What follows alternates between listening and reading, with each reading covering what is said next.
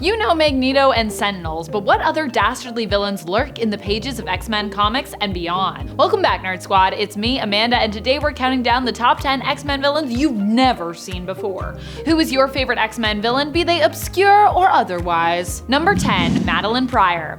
I have a strong admiration for Madelyne Pryor, one of the most captivating villains in the X-Men series. Maddie's backstory reveals what drives her actions, and despite her evil deeds, one cannot help but empathize with her. She's known as the Goblin Queen, and her dominant energy adds to her straight-up allure. Maddie is a woman who always gets what she wants, no matter the cost, which has led her to commit some seriously heinous acts. However, deep down, Maddie craves love and acceptance, and all her attempts to achieve this have only pushed her further away from it, sadly. She perfectly fits the quote, "Hell hath no fury like a woman scorned." Maddie is deadly, dangerous, often unhinged, and filled with rage, but her backstory also makes her a very tragic character. It's hard, honestly, not to love her. She definitely deserves your love and admiration. Also, if you're wondering why I included her on this list, it's from experience. Whenever I cosplay as Madelyne Pryor, I frequently get mistaken for DC Comics' Raven, so she's clearly not super well known. But, you know, I love her anyways. And friends, before we move on to our next spot on this list, if you love when we talk X-Men here on Top 10 Nerd, I know I do, be sure to head on over to our X-Men playlist for even more good X-Men content. Number 9, Mojo. Mojo is probably one of the freakiest villains we have for the X-Men. While fans of the comics may be familiar with him, more casual fans may not. He is from his own universe known as the Mojoverse. Here he runs his own television network and is obsessed with securing good ratings, making those who serve him perform on live broadcasts, and the performances he often demands from folks usually involve death-defying acts and other dangerous and deadly feats. So, pretty scary. Number 8, Unus The Untouchable. A villain who almost foiled the X-Men in their early days was Unus. Unus The Untouchable was a mutant who couldn't be touched by those who would do harm to him, making him seemingly invincible when he first came up against the X-Men in issue number 8 of the original series. His power was also weirdly specific, as it didn't repel all things from him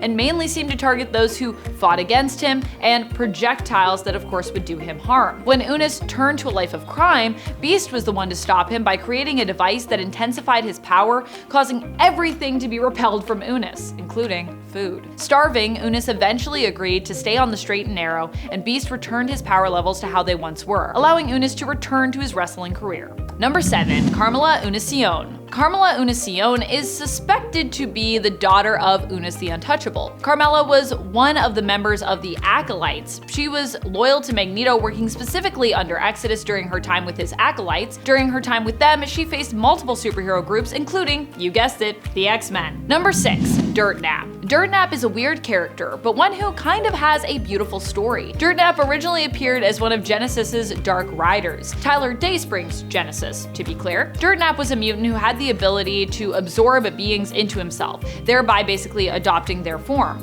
However, you would know it was Dirtnap because of a red smiley face that would appear somewhere on him, either on his clothes or on his body while in that form. While fleeing from Wolverine, however, he absorbed a rat and became stuck, or perhaps just preferred this form, keeping it. Dirtnap would later on actually end up joining the X-Men, befriending Generation X, and even sacrifice his own life to protect them. However, we're now in the time of mutant resurrection, and more recently in the 2022 series of Marauders in issue number 6, Dirtnap was spotted spying on Lockheed, who was in turn spying on villain Brimstone Love's Theater of Pain. The indicator that he returned back to being evil was his smiley face. When he turned to good, it became yellow, but in that issue, it was back to being red. Number 5, Solem. Solem is one of the new X-Men villains on the block. Solem is a mutant of Arakko who, instead of having adamantium bones, possesses adamantium skin. He was one of the sword bearers of Arakko during the Ten of Swords tournament. In fact, he was the one mutant we thought would face off against Wolverine, because, you know, adamantium bones, adamantium skin.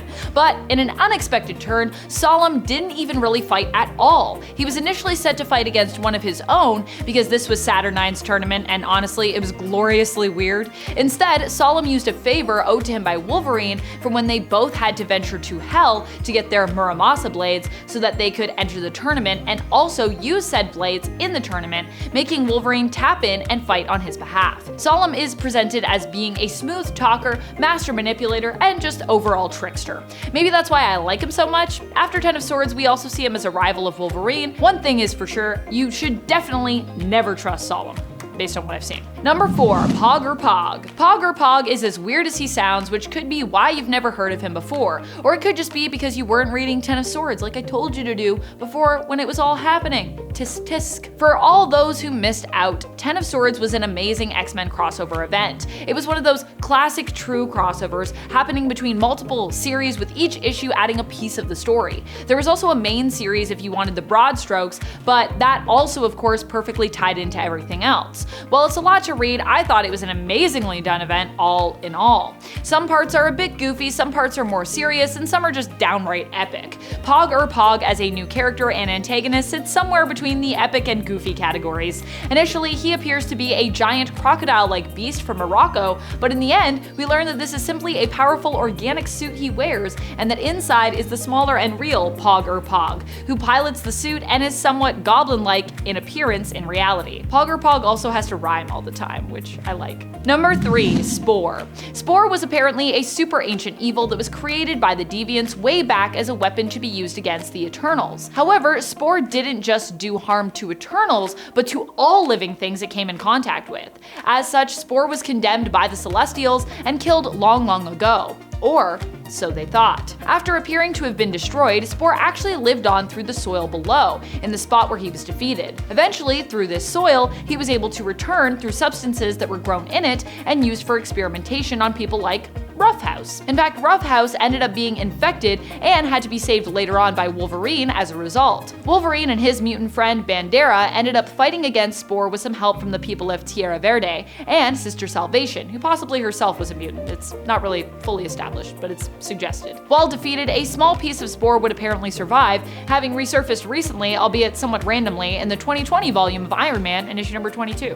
So that's a thing. I don't think Spore's done anything yet, but he's still apparently around somehow. Number 2, the Vescora. The Vescora are more than just one character. They are a bunch of them, a whole race, if you will. They made their first appearance in 2020's Cable issue number 5, where they appeared as an antagonistic alien race. They have only made a handful of appearances, only appearing, I believe, in Knights of X since then, and 2 issues of that miniseries. The Vescora were the reason that Sword initially went offline and disappeared. Their goal is to travel the cosmos looking for new worlds to absorb into their collective consciousness, learning everything they can about them before completely cleansing said world, or possibly said universe, wiping out everything within its existence. This was their intention with Earth and the main continuity, but in Cable they were initially stopped by Kid Cable and his parents, Cyclops and Jean Grey. Number 1, Brimstone Love. Whether we're talking about the Brimstone Love of Earth 928 or the Brimstone Love of Earth 616, both are pretty obscure to be honest. The original Brimstone Love, who first appeared in the Earth 928 reality, only made 8 appearances, while the main continuity version of the character has only made 3 appearances. Both are the leader and man behind the Theater of Pain. Tragically, while Brimstone Love was a newer villain to the Earth 616 continuity, making his first appearance in the first annual issue number 1